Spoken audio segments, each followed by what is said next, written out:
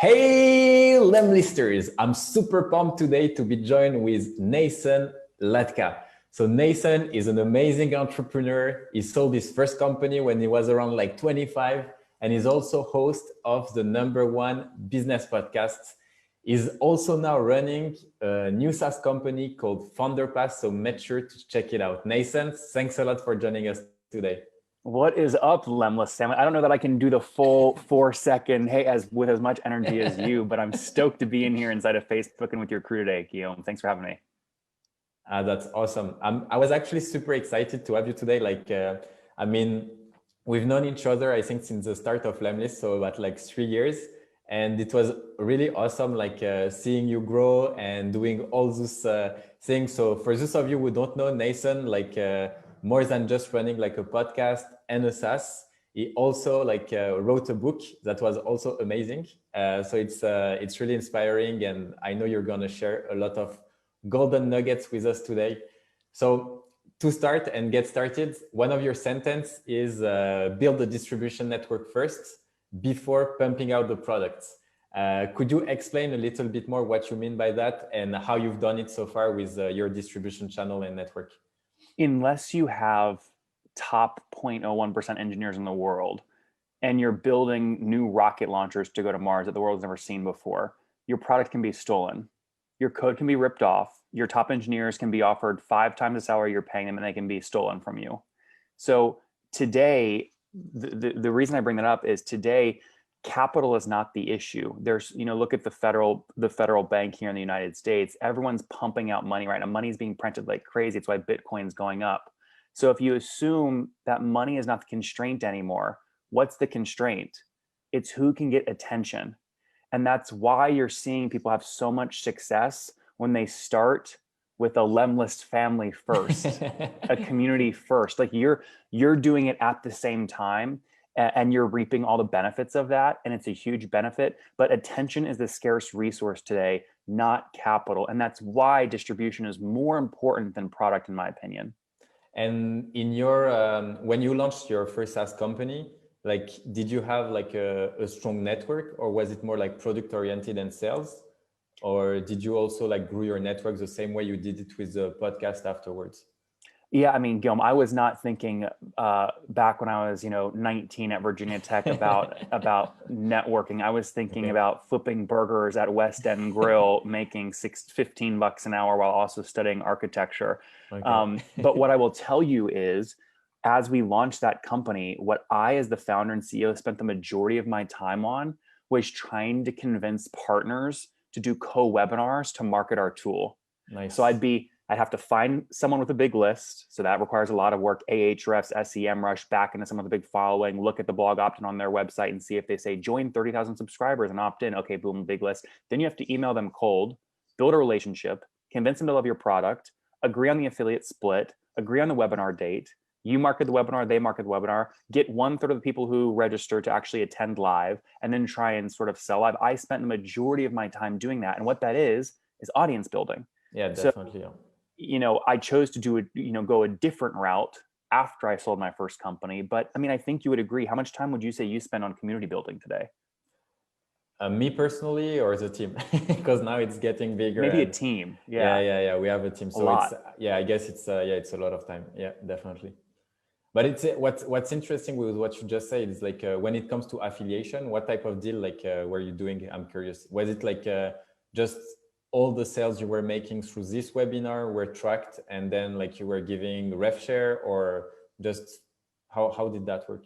Yeah, back then what we were doing was we were selling, the tool is called Heyo, HEYO.com. We sold it. The company that bought it is actually still running it today. It's making them a lot of money, but it was a drag and drop builder for Facebook fan page applications. Okay. And the sort of average affiliate deal was we would pay them 30% of total first year subscription revenue. So if you brought me a customer that paid $30 a month or $360 per year, you'd get something like $120 in affiliate commission for the first year. Okay, nice. And with your podcast, The Top Entrepreneur, have you seen that it was easier to build your future, let's say, distribution network? Because right now, basically, you have the Latka database, that you use where you use like the data from your podcast to create basically the biggest database of SaaS metrics. And you have also like a newsletter where you share all this information. Was the newsletter and the fan base like built through your podcast, or did you use other like means to do it? Well, I did something very tricky at the beginning of that in 2015, which I'll say in a second. But I first have to call out Elodie Popon, Lucille RBX, Charlene DT. You're stalking Guillaume and I in the Facebook group here. Do not be shy.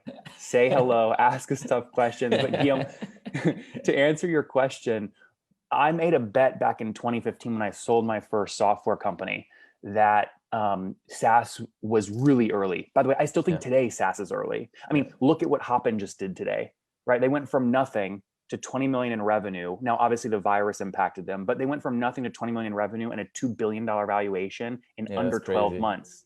Yeah. Like mind-boggling. By the way, I think they're overvalued, but I'm a big fan of Johnny. We'll see what happens. But point is, we're early days of SaaS. And so my bet back in 2015 was, okay, Nathan, if you think there's going to be a lot of opportunities in just SaaS and working with SaaS founders in 2025, what can you do today in 2015 to build a distribution moat around that community? And that is why I launched the podcast. Now, in terms of how we grew the podcast, I'm happy to go into that, but that was the thesis when we launched. Okay. And what things did you do like to grow the podcast? Was it like, did you try like getting top founders first that were willing to share, or like maybe smaller founders, but with a bigger network? Like how exactly did you choose the people at first?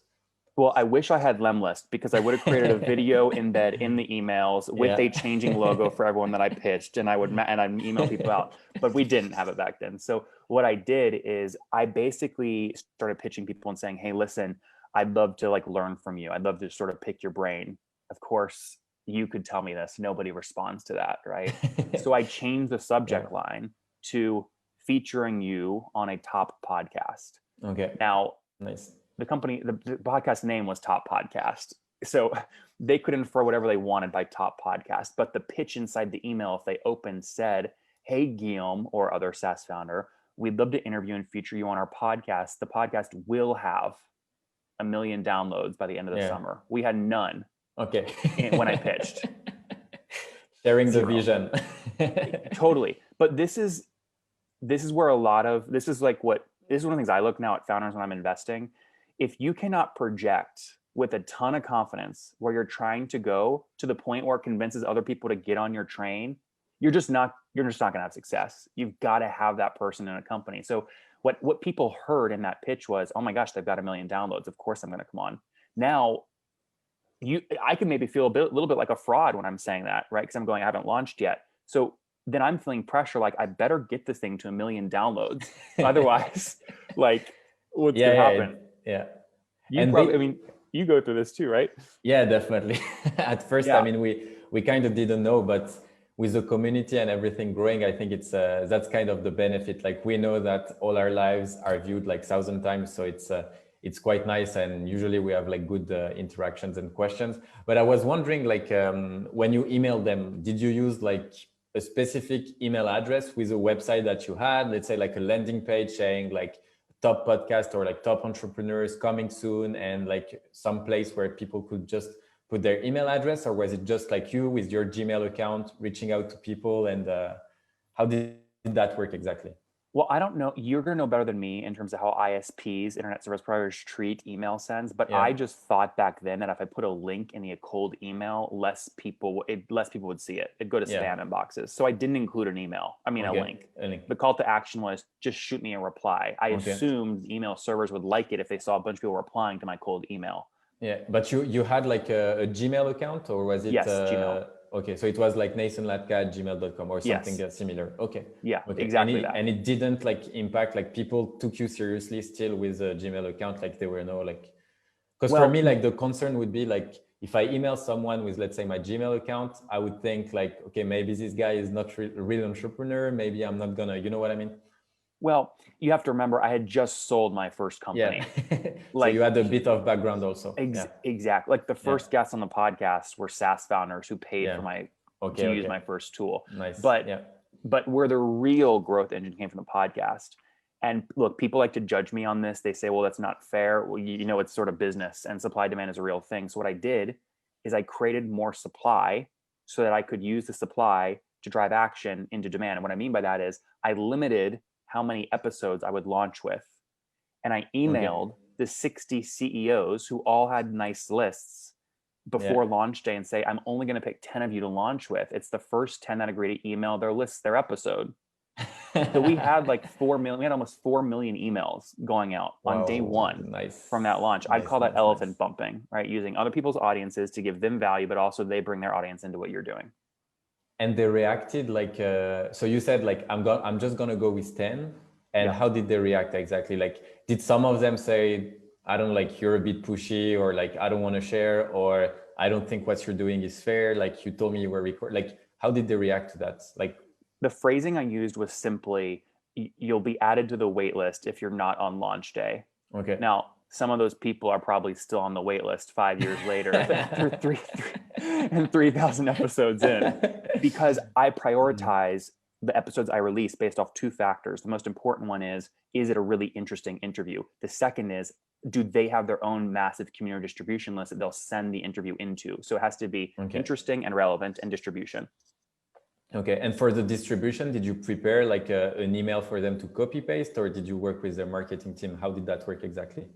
We didn't have that structured at the beginning. Today, it's a little bit more structured. We use a combination of Airtable plus Zapier, where people get auto emailed when their episode goes live on YouTube and it says, congrats, you're live. We'll promote it to our list. We'd love for you to share it. Okay. Very simple. And you can see now, you know, what's happened is the podcast for us is the top of the machine. Like I'll record 20 episodes, you know, and I'll reserve 3 days in a month to do. I've seen your calendar when you're recording. It's crazy. It's like so you can every back 30 me up. minutes. You've seen it. You've seen it. But what that does is it allows me to basically only work like 3 days a month in terms of the podcast, because that episode turns into a podcast episode. It turns into a YouTube video. It turns into, you know, articles that get transcribed and they go into the magazine, right? It turns into email sends. So it's sort of a sausage making machine where that interview's at the top. No, that's really nice. I remember like the first time actually, like you interviewed me, it was at the very beginning of lemlist. And at first I didn't know it was an interview. So I joined. What did you on think Skype. it was? No, because I remember like I was reading a lot like your newsletter, and I wanted to ask you a question about valuation. And then you told me like, yeah, let's hop on a call and we'll discuss interview. And then I was like, okay, maybe we're just gonna discuss. And then I joined you on Skype, and then you were talking to like your video or audio editor, and you're like, okay, are we good to go live? And then it's like, remind me, how do you pronounce your name? And then you say, okay, Guillaume Moubesh, are you ready to take us to the top? And then I was like, oh shit, I'm not ready, you know? So I have, can I make a confession on the show? I've never confessed before. In my first 100 interviews, we've done 3,000 today. I had to like think of how to project something much bigger than what we were at the time. Yeah. So like right now, I could look at the screen and say, okay, lemlist family, are you ready to take us to the top? And I could say, hey guys, are we good to go in studio? Thumbs up. But there's nobody there, right? Nice. There's like, but like I knew as the guest, seeing me do that, I would get leverage. And then when I asked them tough questions live, they're more likely to answer the questions because they're like, oh my gosh, he has a crew and they're in studio and it's a big production. Okay, so you tricked me good on that one. So that's nice. I like pushing the limits like that. And some people say that's unethical. Where I'm not hurting people and it's sort of like more like a sort of a word game, I'm totally, you know, I'm excited and I do things like that. I think it's really important to success. I mean, look at Elon Musk. Like, we're going to Mars by 2024. We're going to ship 7 million Teslas next quarter. He only ships 3 million Teslas. Yeah. No one comes back and said, Elon, you lied.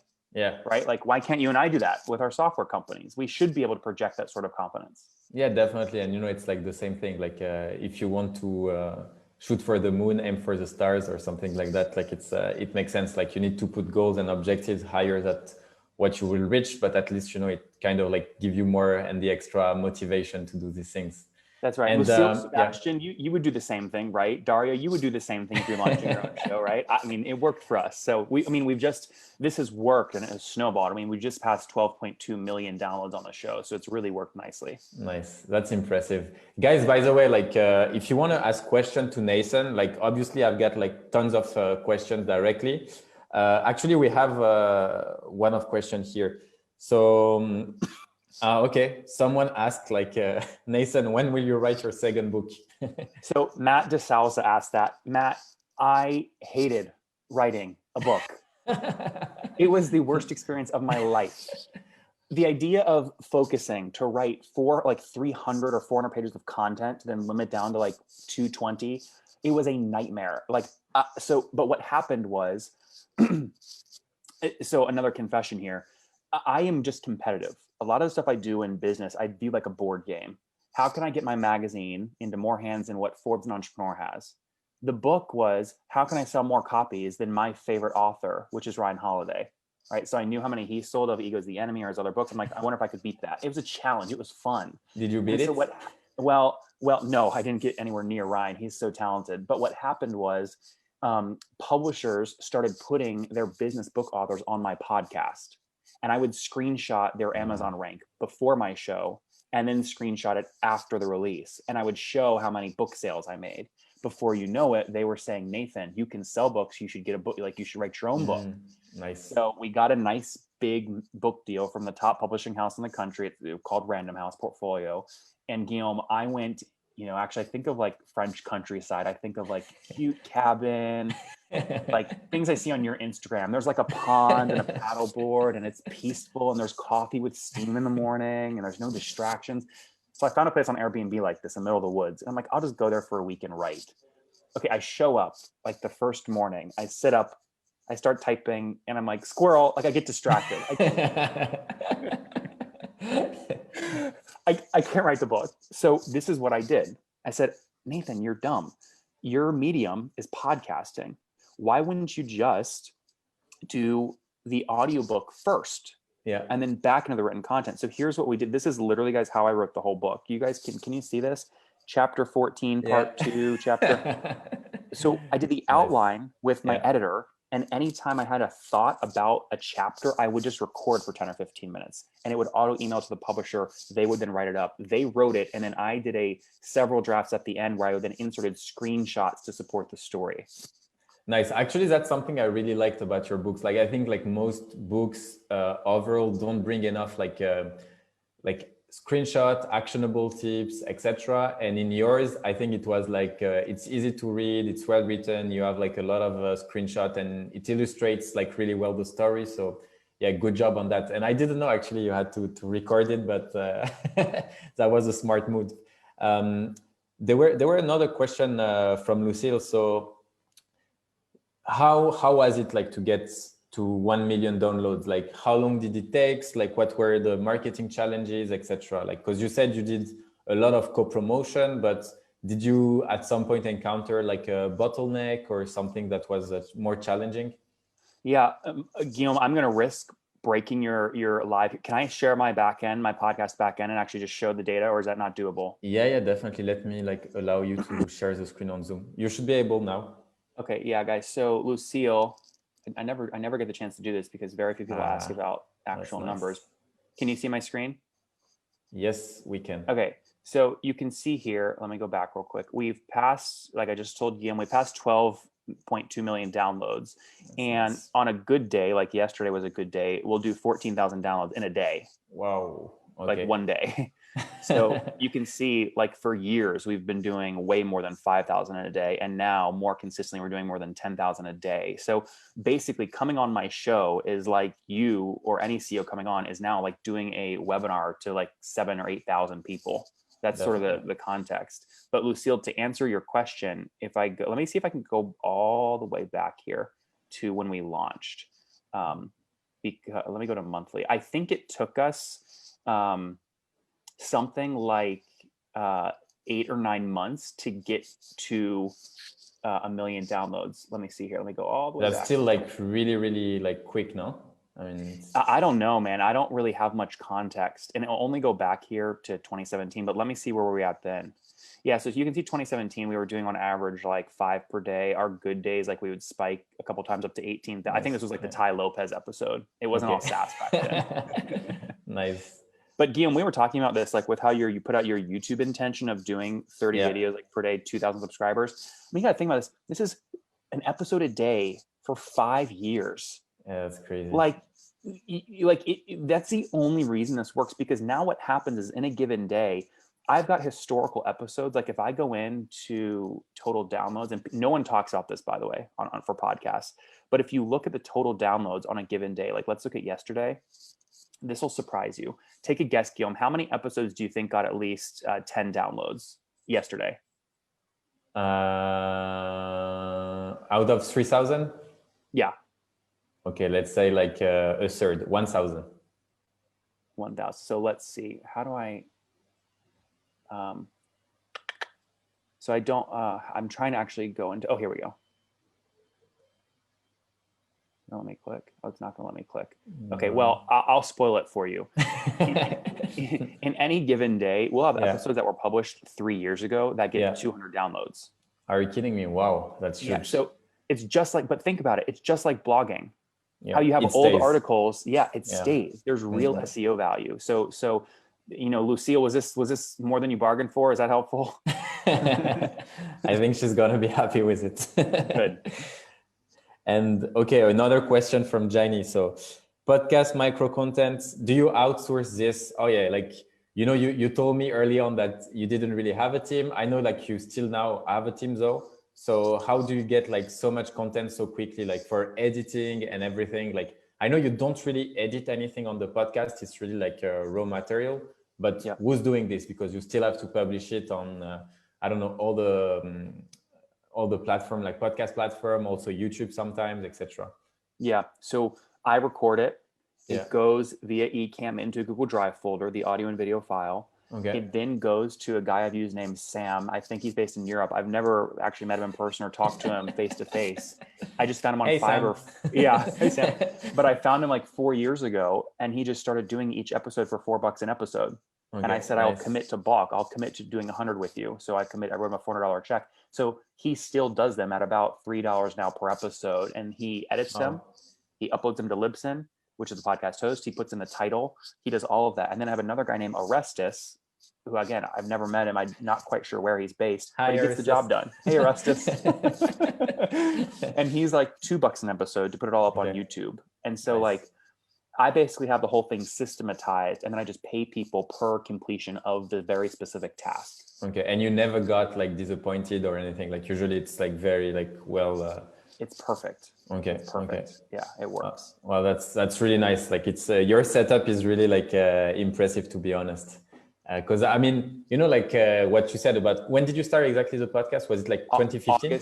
August of 2015. Okay, so it's been like 5 years now, and and I think for me, it's like it drove you. Like, I mean, I think on a personal standpoint, all the things you've learned, like, do you feel like you've learned a lot from founders, or like did you feel like, or do you get bored? Because you like the structure of the interview is similar, I would say, like you ask for metrics, but I think in each there are like different points that are quite interesting as well.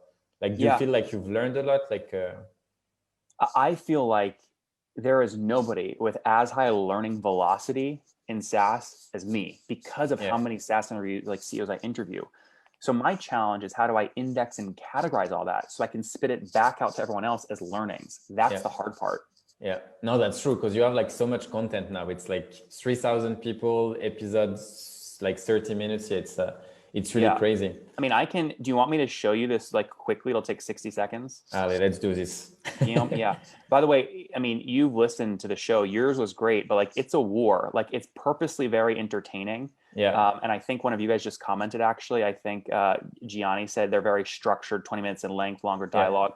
I mean, we do this because I want to force people to either root for me or against me in the first 60 seconds. And out of 3,000, some people hate me. Some of them complain to Vox. And Vox, where they say, is he a con man? Because I interviewed 2 VC-backed CEOs who came on bragging that they were better than lemlist and better than everybody else. And I said, well, how much are you burning? And their VCs hated how hard I hit them. So they went and played nasty hit piece. But you know what? They called me a best-selling author and so that's fine. Yeah. So And they've put like a Chuck Bass photo of you, like you look like Chuck Bass from Gossip Girl. So that's okay. I'll take Chuck Bass. But here's a quick behind the scenes on adding what I call taxonomy to the podcast interviews. Yeah. If I go in here, what you guys are going to see every single time we do a podcast interview, so there's 5,100 records here. It goes into this massive Airtable file. Okay. And the Airtable file has the revenue data. You can see here, revenue data, ARPU, CAC, churn, LTV, profitability, team size, revenue per employee for all 5,000 records. And this Airtable is our SQL backend. So I had my engineers build this so that when you go visit Get Latka, you can have everything. Yeah. And Workfront got updated today. Workfront was acquired by a company and Hopin raised a bunch of money. Well, if you click on any of these things, you'll see my interview with the Hopin CEO. You'll see the fundraise. Again, this just updated this morning. And if you click on the data points, it'll go to the point in the interview where the CEO said the revenue amount. Nice. That's cool. So that's a little behind the scenes in terms of like other business lines we're building behind just the podcast. Yeah, that's really, really cool. And something I'm curious actually, because most of the data is self-reported. And I know you tried to build something with Stripe at some point, and it was like, I think it's always tricky. You need like a lot of trust and also like extra trust about like how you do your Stripe Connect, etc.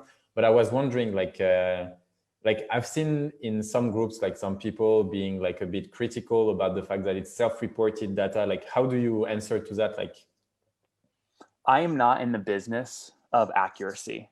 Yeah. Okay. I'm in the business of pushing for accuracy, but ultimately, if the CEO is going to lie, they're going to lie. Yeah, definitely. Right. Yeah. And what I do is make it very consequential to them if they choose to lie.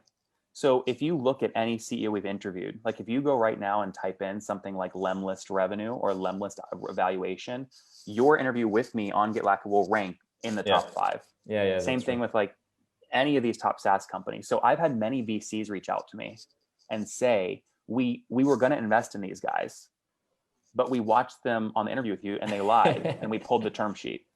Okay. So that's interesting. Okay. Because it tells you about the CEO's character. Yeah, so again, definitely. I am not in the business of like, Guillaume, are you lying right now? Because that doesn't. You don't care about that. I don't care. Yeah. I mean, we've had the SEC used episode 735 with the founder of a company called Shopin to ultimately locked them up. It was a fraud. It was a blockchain fraud. They used in court evidence from my podcast episode to support him defrauding investors of $40 million. Nathan working with SEC and FBI. Come on. Let me pull my badge out right here. Boom.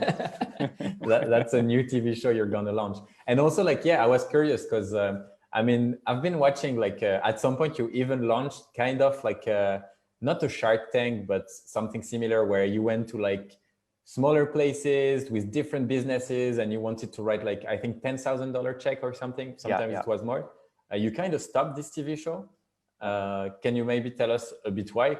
Because you've tested so many things. Like, I'm wondering, like, is it a focus reason or is it just like you felt like it was too much energy, not enough ROI? How did that go?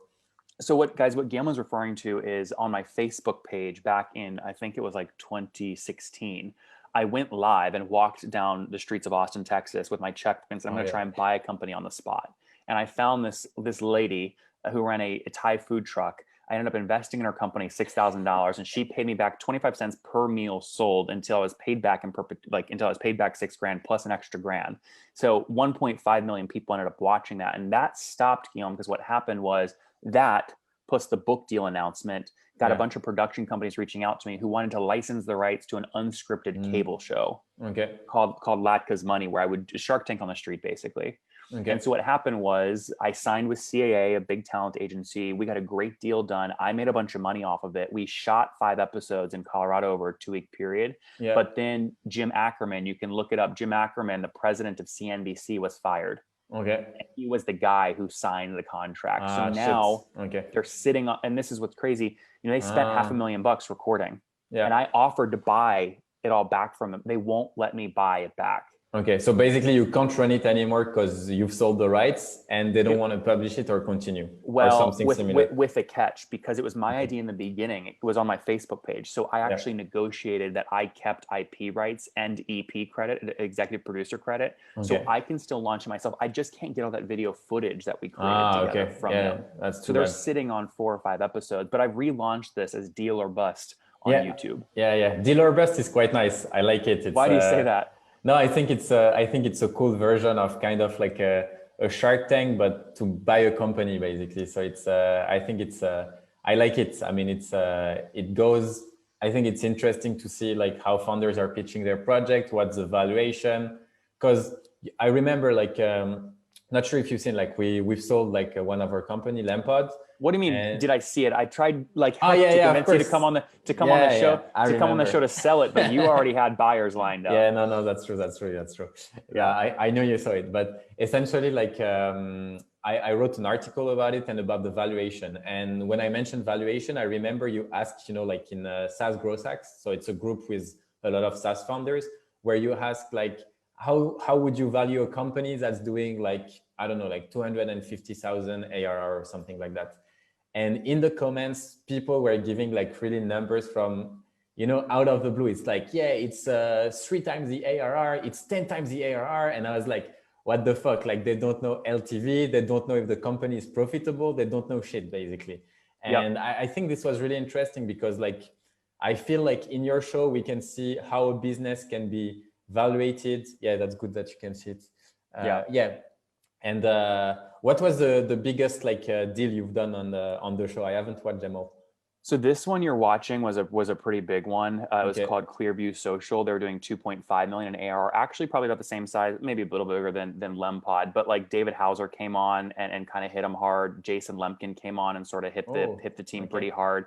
And you can see over here, everyone in the comments, as we got to the end and buyers started making offers, they started throwing out their own prices live, $6 to $8 million valuation, 2 million magic, etc. So this one was pretty big, but the largest one was this one where he's doing 5 million a year. The company's called DocSend, but he's only a 4-person team, Guillaume. 4 people. It's like Really? $1 million. It's like $1.1 million in revenue per employee. It's crazy. Nice. It's called DocHub, but he got an offer for actually Tim at the end offered 25 million. He really wanted 40 million.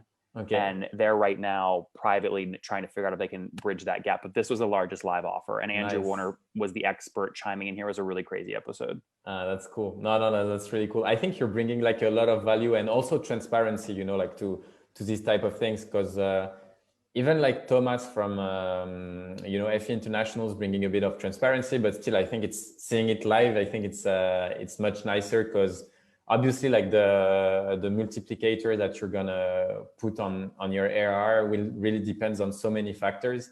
It's nice to have it. And real question now, like you have a podcast, you do like some episode, but how do you make money? Like where does the money come from? I love that. You see, if I was gonna ask that question, I'd say, Guillaume, tell me your revenue right now or we're ending the episode. Yeah.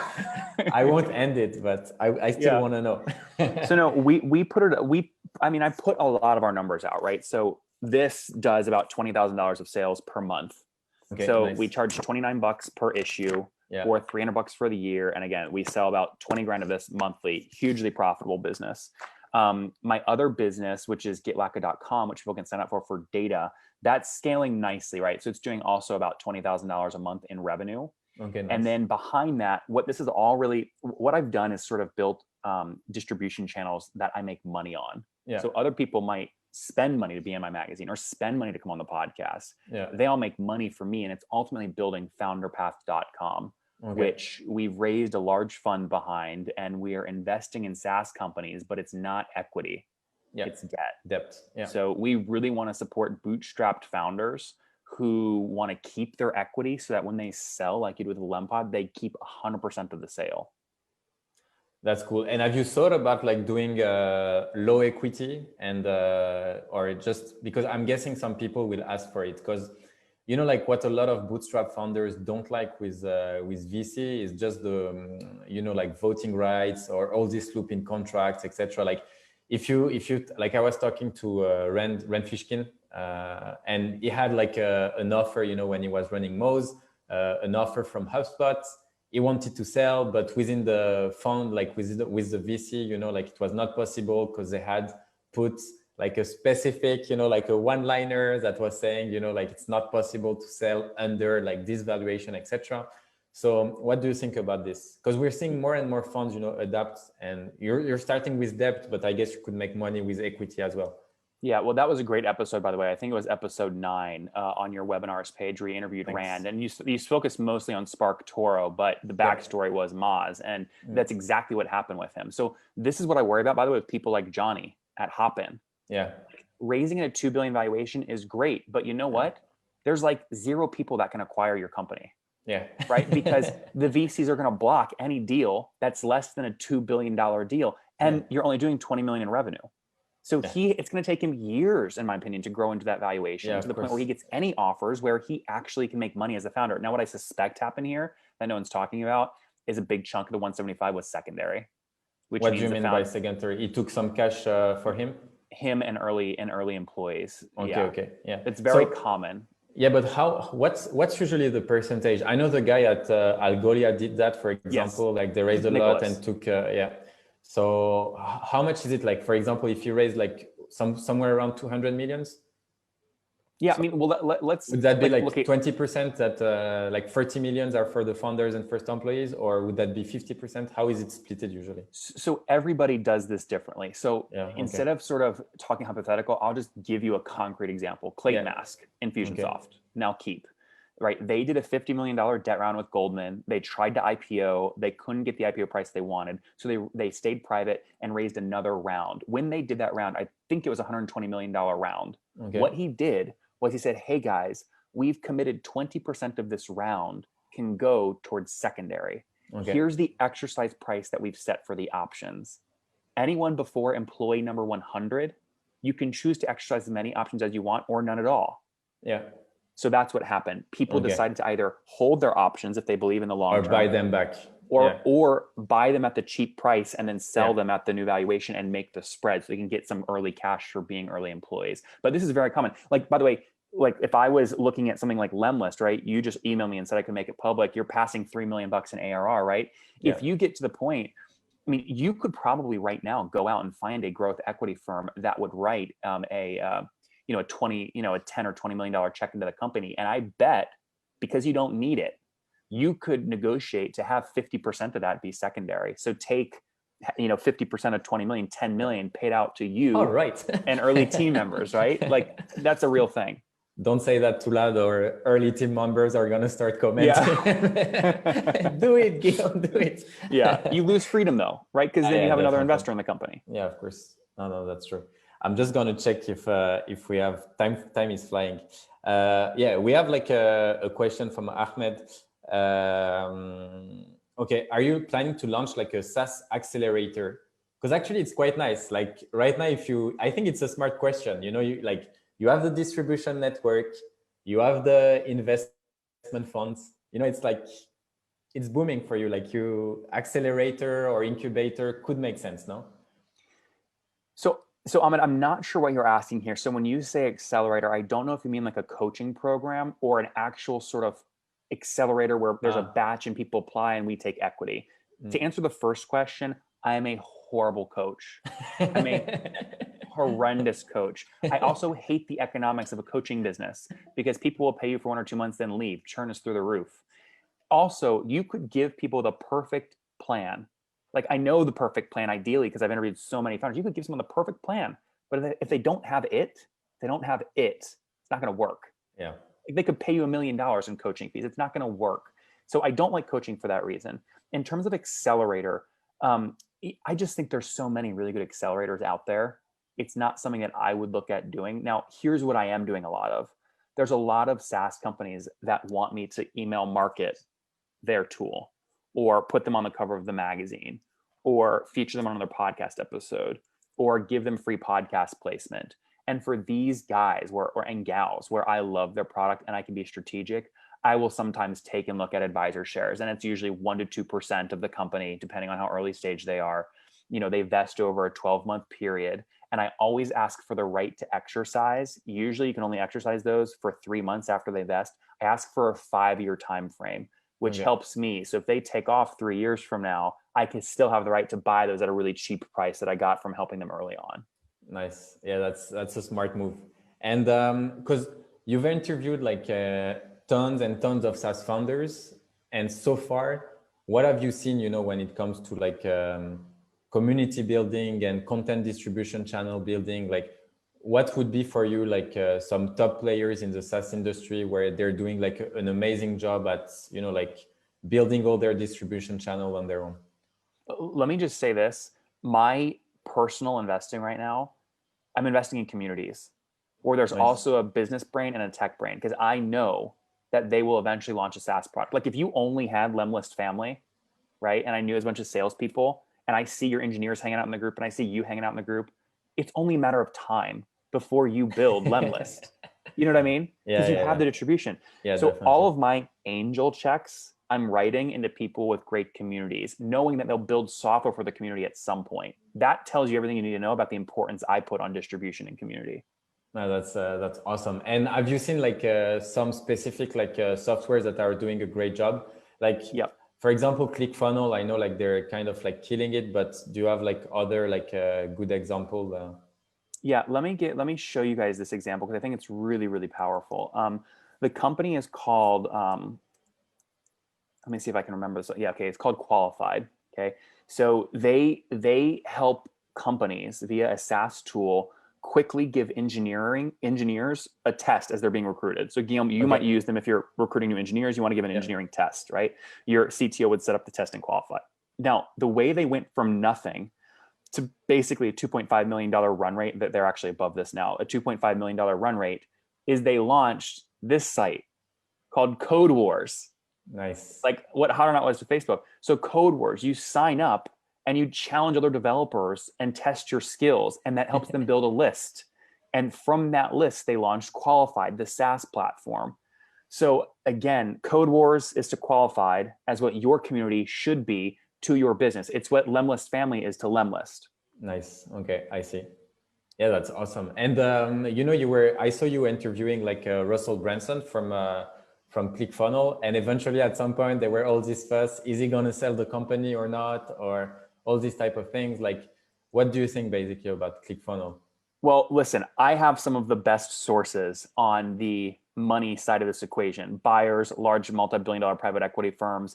I know for a fact that they hired a banker because the banker pitched a bunch of growth equity investors, and a bunch of the growth equity investors asked me for my opinion on ClickFunnels. Okay. So, by the way, they didn't like the banker. I think Russell and Dave did a horrible job with the banker they hired.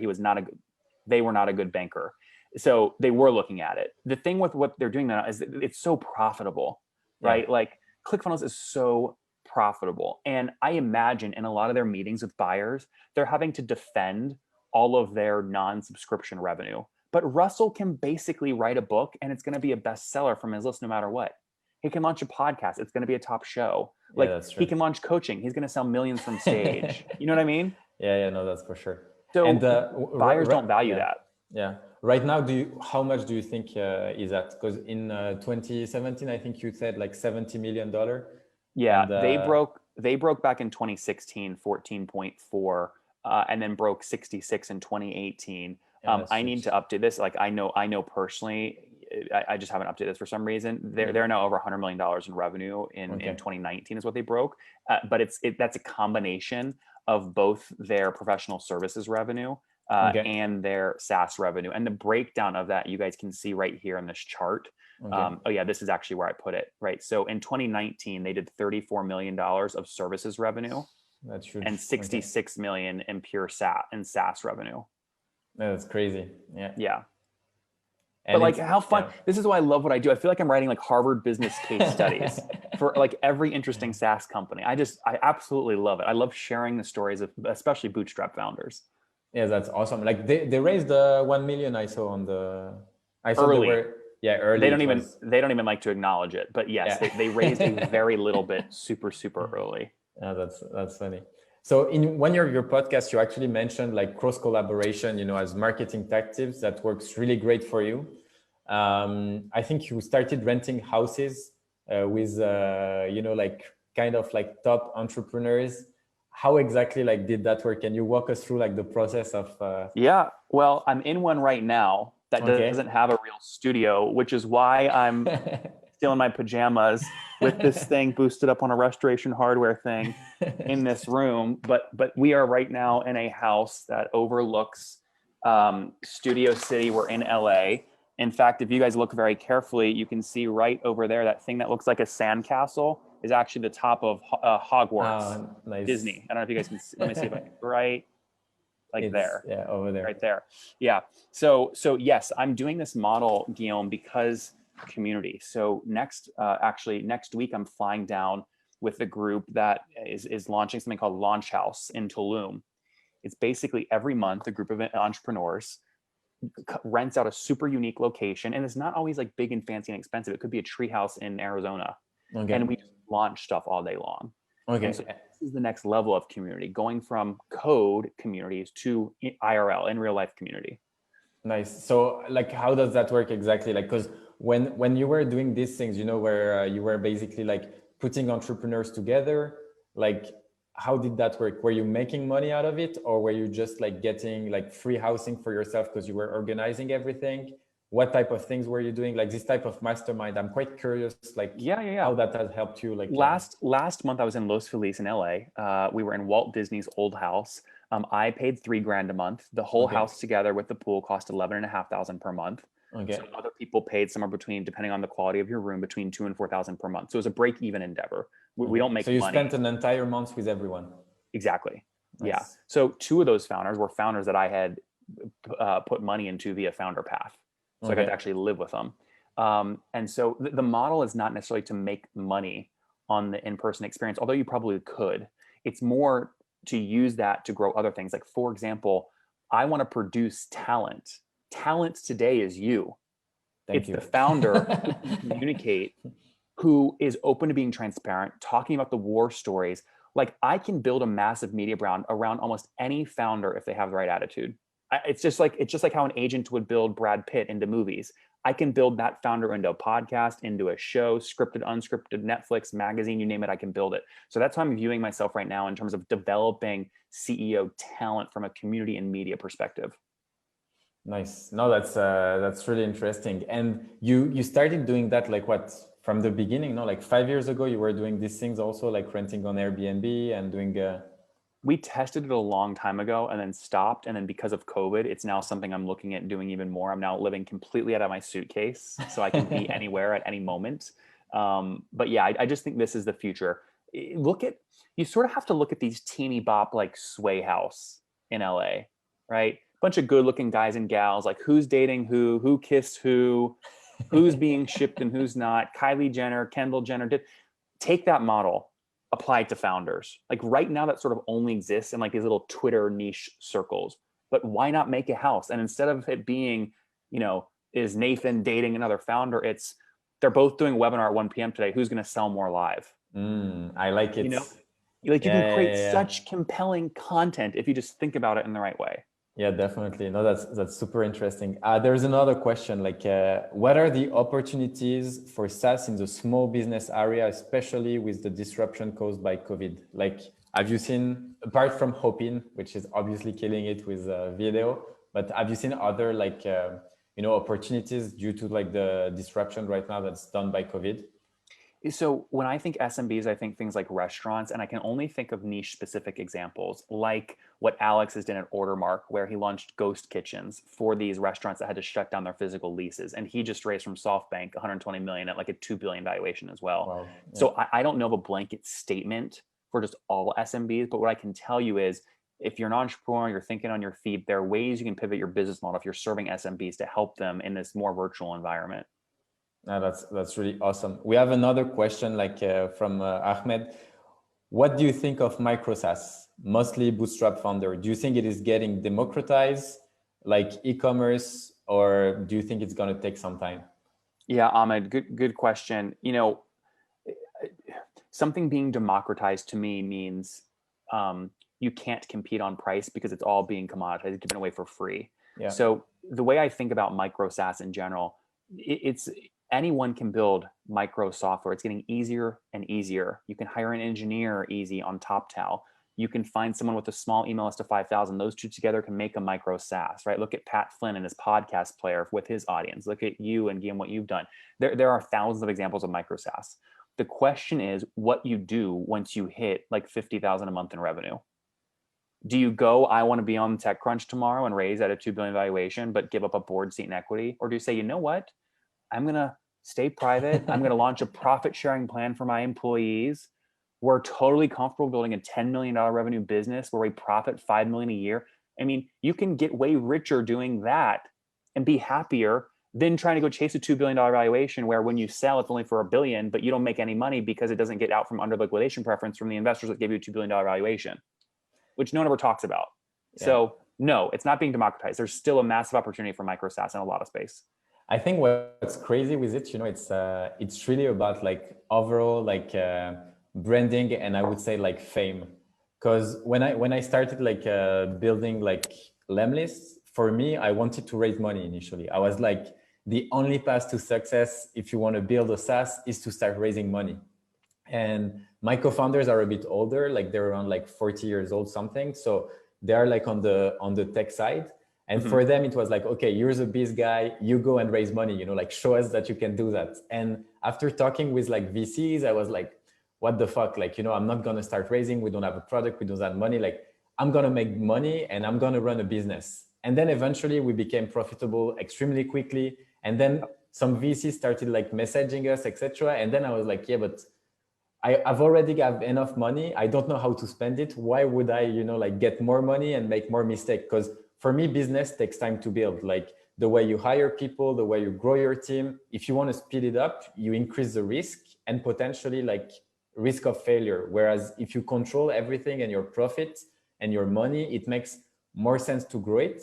And it doesn't mean that you have to be like also like at a slow growth. Because I think like a lot of people, what they think is like, if you don't raise, you're going to be slow in growing. But I know a lot of bootstrap companies that are growing really fast. Like, I mean, in our case, we're still growing at a 2-digit month-over-month growth rate, which is often faster than companies that are our size right now, And, yeah, I mean, I think you went from like 600K 18 months ago in ARR run rate to like 3 million today. I mean, that's like venture-like growth rate, but you didn't have to raise venture-like capital. Yeah, exactly. And I think it's still interesting, like to see what people see, because like, even for me, like having my article in TechCrunch saying I've raised like 20 million, etc. Like it's still something, like, even though I don't want to do it, it's still something that I find attracting. It's quite attractive. So like Guillaume, here's the trick. I'm sure you've had investors reaching out to you. Okay. Yeah. Pay one of them like you would pay a PR firm. Tell one of the VC firms you will pay them $5,000. Okay. To give you a term sheet at some ridiculous valuation for $20 million. Okay. Tell them up front you're not going to take it. Okay. But you're paying them $5,000 to give a quote to TechCrunch about how excited they are about your business. And the headline is, lemlist fielding multiple term sheets at $100 million valuation. CEO likely to say no. Oh, nice. Boom. You did exactly. Yes, that would work, but no one thinks like that is my point. Like nobody thinks. I like it. Like if what you want is the TechCrunch headline, do it in a way that you want, that also where you still get the benefit. I love it. No, that's a really good idea. I might ask you like a contact at TechCrunch. Yeah, I'm happy to do it, because like I know we have to wrap up, but like I'm gonna show this quickly. And like Lucille, your last question was 29 minutes ago. So like don't be shy. If you guys have final questions, let me know. I want this to be the most questions in any interview Guillaume has done inside of the Lemlist family. That will make me feel really good. Yeah, and people can ask questions. Like I think Nathan in the community, so probably you can come back later on. I will, but I definitely will. But like what I'm showing you guys right now is when you connect to Founder Path, this is what you see. And each week you'll get an email saying, congrats, you just passed 10 grand a month in revenue. You've unlocked a bunch more capital. And when you click view payout, you can basically go in here and select a bunch of the customers paying you. So I'm gonna get a payout today of 17 grand, click get payout. And Guillaume, the founder, just says what bank they want us to send the money to, and boom, they have the capital to go run their next experiment. There's no equity. It takes 2 seconds. And we'll have 10 million put out through the platform here by the end of the year. So it's growing very quick, mostly to bootstrap founders, which we love. Yeah, that's really awesome. Yeah, I know we have like 3 minutes left. So my final question for you, finish in style. What's your current obsession right now? Like, is there anything, like anyone you're watching, a topic that you're super interested in? Like, where do you know, where do you want to grow right now, basically? Yeah, I mean, so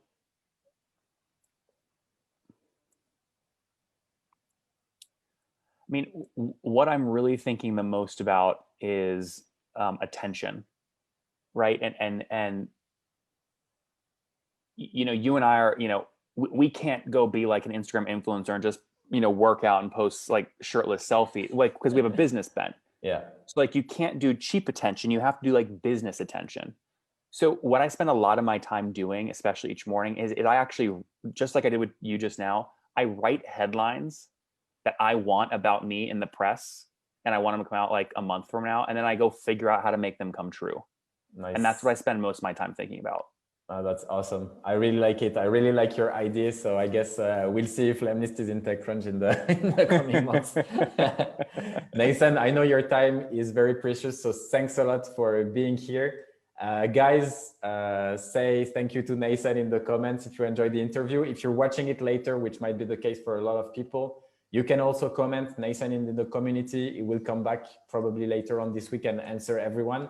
So thanks again, Nathan. And do you have anything like for people if they want to, I don't know, like follow you, or what's the best place? Instagram, Guillaume, I'll just Facebook, tell LinkedIn? people, we're recording this right now at like 10 a.m. my time on Tuesday, November 10th. If you guys have follow-up questions after you watch this, just tag me in the comments and I will come back in and answer your question. And then, yeah, guys, I'm constantly experimenting with how I do interviews like this. So if you enjoyed this with Guillaume, how we went back and forth organically and how I screen shared and how the energy was, like, tell me in the comments, 0 to 10, 10 being you loved it and time flew by and Guillaume did a great job. Let us know in the comments. And Guillaume, if you want to connect with me, they can email me directly, nathan@founderpath.com, which I'll put in the comments right now.